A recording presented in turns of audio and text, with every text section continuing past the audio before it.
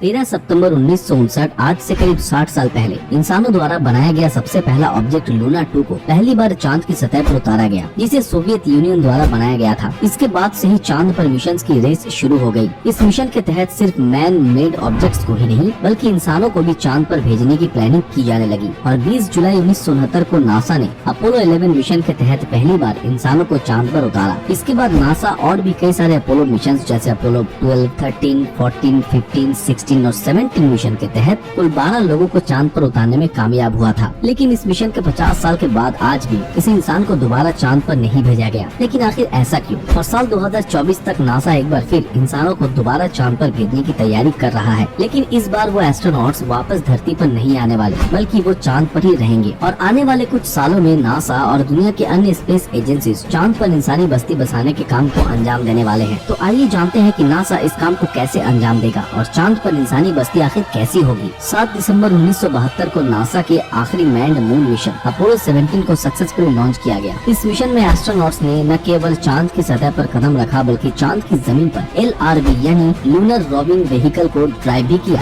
Apollo 17 mission अगले 12 दिनों तक चला, जिसमें से 3 दिनों तक एस्ट्रोनॉट्स चांद की जमीन पर तरह तरह के एक्सपेरिमेंट्स और सैंपल इकट्ठा करने में गुजारे, जो कि चांद की सतह पर समय गुजारने के लिहाज से सबसे लंबा रिकॉर्ड है। लेकिन इस अपोलो 17 मिशन के 50 साल गुजरने के बाद आज भी दोबारा चांद पर किसी इंसान को नहीं भेजा गया। पर क्यों? दरअसल इसके पीछे की सबसे बड़ी वजह थी बजट की समस्या। जी हाँ, सही सुना आपने। नासा के अपोलो सीरीज में जितने भी मिशन हुए उन सभी का टोटल कॉस्ट था $25.4 बिलियन, जो कि आज के हिसाब से $146 बिलियन होते हैं। सही मायनों में ये बहुत ही बड़ा बजट है। अपोलो मिशन के खत्म होते ही नासा कई अन्य बड़े बड़े मिशन की प्लानिंग में जुट गया। उस वक्त आज की तुलना में स्पेस मिशन काफी महंगे हुआ करते थे। इसी के चलते नासा चांद पर इंसानों को भेजने की बजाय सौर मंडल के अन्य ग्रहों जैसे Mars, Venus, Jupiter, Mercury, Neptune इन सारे प्लैनेट्स के बारे में और भी ज्यादा जानकारी हासिल करने में जुट गया। सिर्फ इतना ही नहीं, नासा हबल और जेम्स वेब जैसे टेलीस्कोप को बनाकर दूर अंतरिक्ष की खोज पर निकल पड़ा। लेकिन जैसा कि हम सभी जानते हैं कि धरती की आबादी काफी तेजी से बढ़ रही है और उतनी ही तेजी से हम एडवांस भी होते चले जा रहे हैं। लेकिन आने वाले भविष्य के बारे में जानकर हमें ये साफ तौर पर दिखता है कि आने वाले जनरेशन के अस्तित्व को बरकरार रखने के लिए हमें भारी मात्रा में रिसोर्सेज की जरूरत पड़ेगी और इसी रिसोर्सेज की खपत को दूर करने के लिए हमें अंतरिक्ष में अपने कदम जमाने होंगे। हम इंसानों को अपनी सभ्यता को और भी बढ़ाने के लिए और उनकी हिफाजत करने के लिए सौर मंडल के अन्य ग्रहों पे अपनी बस्ती बसानी ही होगी। इसी चीज को ध्यान में रखते हुए दुनिया के सारे स्पेस एजेंसीज मंगल ग्रह पर इंसानी बस्ती बसाने की तैयारी कर रही हैं। लेकिन मंगल ग्रह पर इंसानी बस्ती बसाने के लिए धरती से इंसानों को वहाँ भेजना बहुत ही मुश्किल है और यही से हमारे चांद की असल भूमिका शुरू होती है। हमारा चांद हमारी धरती के आकार का केवल 1/4 ही है और इसी के लिए इसकी ग्रेविटी धरती के मुकाबले 1/6 है। यानी अगर किसी इंसान का वजन धरती पर 60 किलोग्राम है तो चांद पर उसका वजन होगा केवल 10 ग्राम। इससे आप ये तो समझ ही चुके होंगे कि चांद की ग्रेविटी कितनी कमजोर है और चांद की यही कमजोर ग्रेविटी हमारे लिए फायदे का सौदा है और यही चीज चांद पर इंसानी बस्ती बसाने में हमें सबसे ज्यादा मदद कर सकती है। लेकिन कैसे? आइए जानते हैं। गाइस, एस्केप वेलोसिटी, इसके बारे में तो शायद आप जानते ही होंगे, अगर नहीं तो आज जान लीजिए। ये वो मिनिमम वेलोसिटी है जिसकी मदद से हम किसी भी प्लेनेट के गुरुत्वाकर्षण बल के बाहर निकलकर अंतरिक्ष तक पहुंच सकते हैं। जैसा कि हमने जाना कि चांद की ग्रेविटी बहुत ही कम है,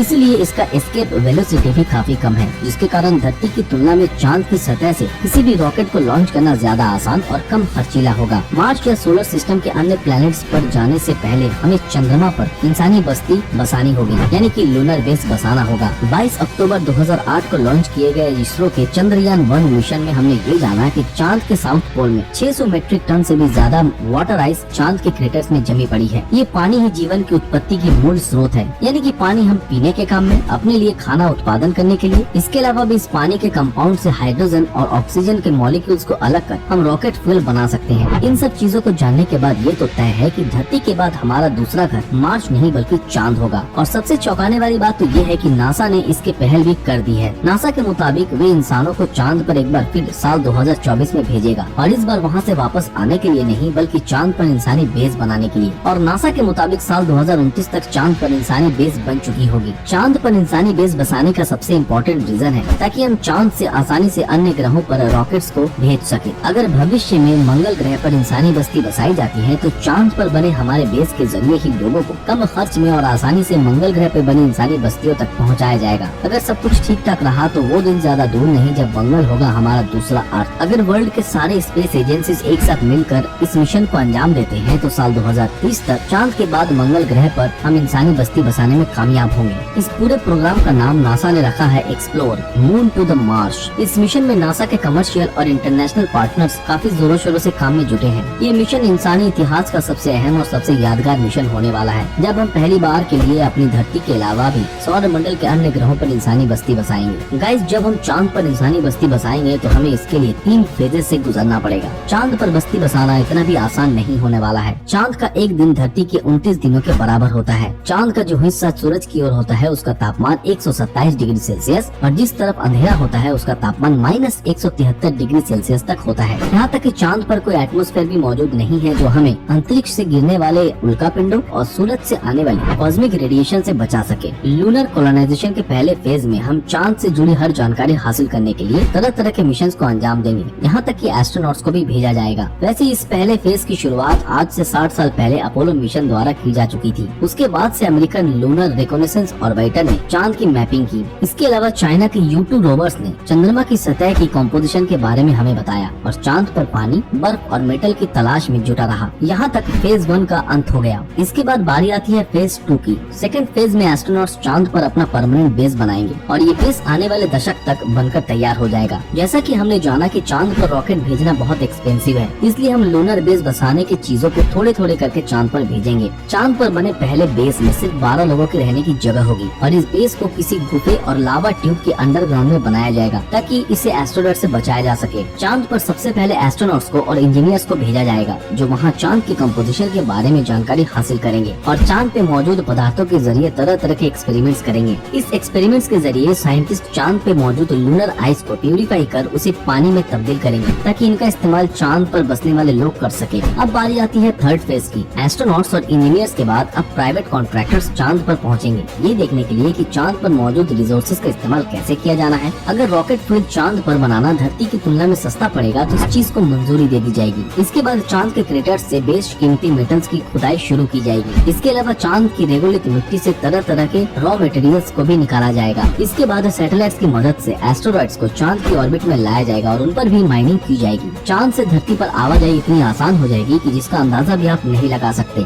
इस वक्त तक चांद पर बसने वाली बस्ती सेल्फ सफिशिएंट और इकोनॉमिकली प्रोडक्टिव भी बन चुकी होगी। चांद पे मौजूद मटेरियल्स की मदद से अब वहाँ कंस्ट्रक्शन के प्रोसेस को अंजाम दिया जाएगा। यहाँ तक कि चांद की मिट्टी में वो सारे इंग्रेडिएंट्स मौजूद है जिससे कि कंक्रीट बनाया जा सके। रोबोटिक माइनिंग के जरिए चांद की मिट्टी की मदद से बड़ी बड़ी स्ट्रक्चर्स का कंस्ट्रक्शन किया जाने लगेगा। इसके अलावा जरूरत की बाकी चीजों को 3D प्रिंटर्स की मदद से बनाया जाएगा और ये ग्रोथ बढ़ता ही चला जाएगा। एक्सपेरिमेंट्स की जगह अब इंडस्ट्री ले चुकी होगी। इसके अलावा वहाँ की जनसंख्या अब 100 से भी ज्यादा हो चुकी होगी। अब साइंटिस्ट और इंजीनियर्स के अलावा पायलट, अलग अलग देशों के कॉन्ट्रैक्टर्स और बड़ी बड़ी कंपनियों के रिप्रेजेंटेटर्स अब चांद पर मौजूद होंगे। लेकिन दोस्तों ये सब कुछ कब होगा इसके बारे में अभी किसी को भी कुछ नहीं पता। लेकिन वो दिन ज्यादा दूर नहीं जब हम चांद पर इंसानी बस्ती बसाने में कामयाब होंगे। गाइस